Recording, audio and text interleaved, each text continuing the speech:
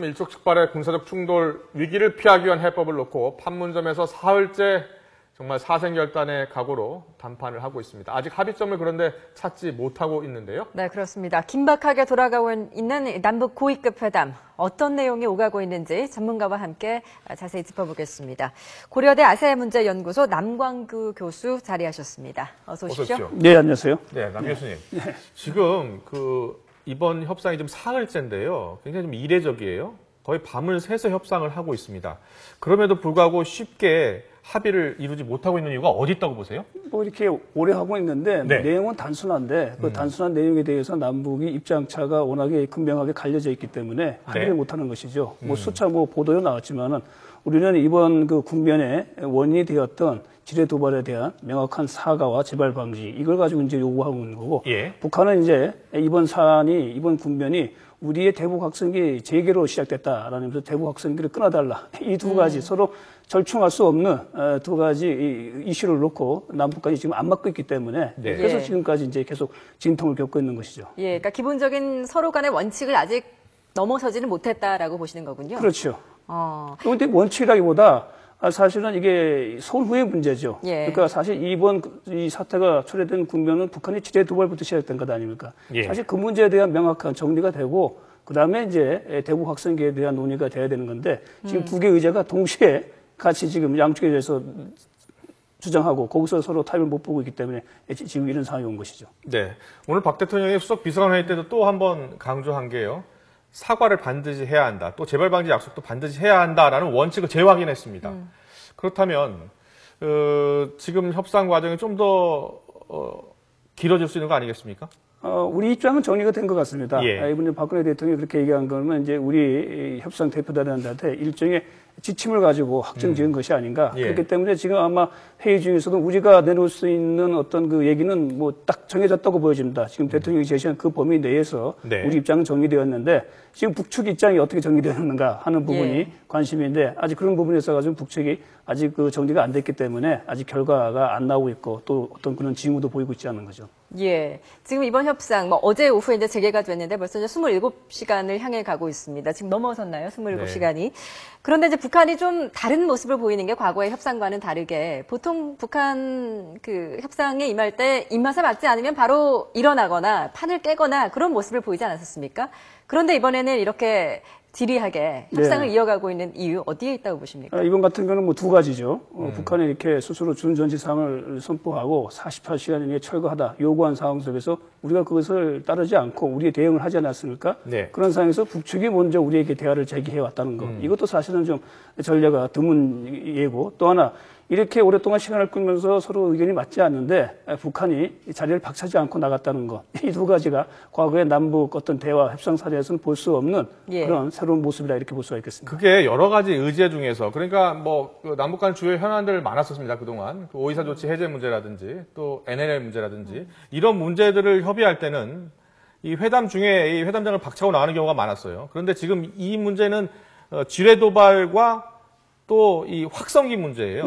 그래서 이 확성기 문제가 북한한테는 정말 이게 큰 위협이 되고 있는 것 아닐까. 이걸 어떻게 하든지 해결해야 다시 돌아갈 수 있는 것 아닐까. 이런 분석하는 분들이 많던데요. 네, 북한이 그렇게 했죠. 왜냐하면 확성기 때문에 이번 사태가 왔기 때문에 확성기를 반드시 중단시켜야 된다는 미션, 사명을 갖고 왔을 테고. 근데 문제는 이제 왜 확성기를 우리가 제기했느냐 문제죠.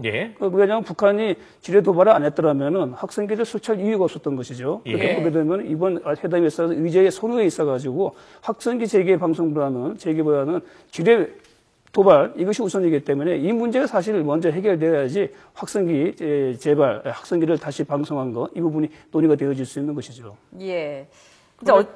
북한은 근데 지금 우리가 요구하고 있는 사과, 과거 천안함 폭침 때도 그랬고 과거 여러 차례 도발을 해놓고서 한 번도 사과를 한 적이 없어요. 그러면 이번에는 사과를 할까요? 지금 봐가지고는 우리 입장에서는 우리가 대통령이 오늘 천명한 대로 사과는 우리가 받을 수 있는 최소의 조건이기 때문에 북한이 이걸 타협을 이끌어 나간다면 그걸 해야 되겠죠. 그러나 지금 또 북한 입장에서는 과거 사과를 한 사례가 거의 없기 때문에 네. 예. 사과를 하더라도 뭐 사과 비슷한 뭐 유감이나 뭐 양측의 공동 책임 이런 정도로 대충 넘어갔는데 예. 그것 가지고는 이번에 아마 안 됩니다. 그렇기 때문에 정말 북한이 공식적인 사과를 할 것이냐 하는 부분은 이제 북한에게 주어진 과제죠. 예. 그러니까 이제 뭐 우리는 대통령도 그 원칙을 밝힌 만큼 유감 정도로는 안 된다라고 했는데 또 이제 일각에서는 뭐 좀 합의문이 조율 중인 게 아니냐 뭐 또 이런 관측도 나오고 있습니다. 네. 어젯밤 같은 경우에 보면 이제 김관진 국가안보실장이랑 황병서 총정치국장이랑 뭐 비공개로 또 회담을 했다는 얘기도 전해지고 있고요. 네. 뭐 어느 정도 회담이 진전됐을 거라고 보시나요? 뭐 두 사람이 사실 어찌 보면 이번에 실무 담당자죠. 양측 어떤 군을 대표하는 인사이기 때문에 네. 뭐 그렇기 때문에 사실은 이번에는 김관진 안보실장하고 황병서 총정치국장 두 사람이 만났더라면은 이번 회담은 아마 일찍 가부가 결정이 됐을 겁니다. 예. 그런데 이 소위 태남 변선부장이 대남 그 대화 통인 김양건이 여기 같이 참석함으로써 사실은 의제가 제가 봐가지고는 좀 많이 좀 분산되지 않았겠는가. 예. 뭐 그러니까 이 디레메스 문제 또 학생기 외에도 남북관계 전반에 있는 현안을 가지고 김양건이 좀 제안을 했고 제시를 했고 뭐 그런 것도 같이 뒤엉키다 보니까 이번에 이제 회의 결과도 안 나오고 핵심 의제라고 할 수 있는 지뢰 문제 아니면 학생기에 관한 문제도 합의가 어려운 상황이 아닌가 이렇게 보여집니다. 네, 지금 이 남북 간 고위급 접촉은요, 사실상 이 남북 정상회담을 빼고서는 남북 간 가장 그래도 최고위급이 만났다고 볼 수가 있거든요. 그래서 이 두 사람의 담판으로 어느 정도 합의가 또 나올 수 있지 않겠느냐 이런 관측도 있어요. 근데 지금 봐서 두 사람 다 뭐 최고 지도자의 위임을 받은 상황이기 때문에 예. 두 사람의 어떤 합의 내용은 결국 최고 지도자의 의중을 그대로 이제 반영하는 것 아닙니까? 예. 그런 부분에서 지금 안 맞는 것이죠. 우리 대통령은 분명하게 내렸고 예. 또 김정은 또 대북 학생회 방송을 중단시키다 그걸 내렸는데 그게 지금 안 맞기 때문에 예. 같은 얘기, 같은 의제가 계속 반복되고 있는 것이죠. 네. 예, 또 이제 이렇게 회담이 길어지고 있는 이유에 대해서 보면은 이제 말씀하셨듯이 뭐 각국 정상들이 이제 간접적으로 지금 의사를 전달하고 있고 북측에서는 어떤 뭐 그 통신의 도감청 이유 때문에 대면 보고를 한다. 그렇기 때문에 늦어지는 것이다라는 이야기도 있더라고요. 뭐 그런 기술적인 부분도 있겠죠. 예. 아무래도 이게 워낙에 중요한 회의이기 때문에 혹시 그 내용들이 밖으로 나가거나 뭐 방금 말씀도 도감층으로도 있기 때문에 그러나 그런 부분에 있어가지고 뭐 북한에서는 이게 체가 만반의 모든 걸 하고 있기 때문에 그거는 좀 부차적인 문제고 역시 팽팽하게 맞서고 있는 두 가지 의제 양측의 입장이 조율이 안 되기 때문에 계속 똑같은 입장, 똑같은 말들이 반복되어지면서 예. 예를 들어서 뭐 다른 의제를 가지고 이 사안을 좀 돌파해 나갈까 뭐 그런 것도 지금 시행되고 있겠죠. 뭐 네. 그럴 경우는 뭐 아까 말씀대로 남북관계 전반에 관한 얘기를 그러나 우리 입장은 남북관계 전반에 대한 논의는 사실 이번 회의가 마무리되고 또 다른 기회를 해가지고 할 수 있기 때문에 일단은 이번 사안태에 대한 좀 포커스를 맞춰가지고 논의를 진행하자는 것이 우리 입장으로 보여집니다. 네.